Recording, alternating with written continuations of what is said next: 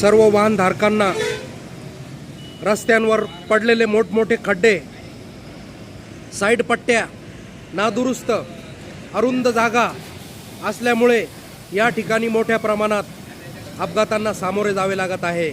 सार्वजनिक बांधकाम विभागाचा मनमानी भोंगळ कारभार याकडे जिल्हाधिकारी कार्यालय नाशिक, पालकमंत्री नाशिक हे त्वरित लक्ष केंद्रित करणार का? या ठिकाणी अहमदनगर ते मालेगाव, मनमाड, येवला असेल या राज्य महामार्गावरील वाहनधारकांना देखील मोठा त्रास सहन करावा लागतो।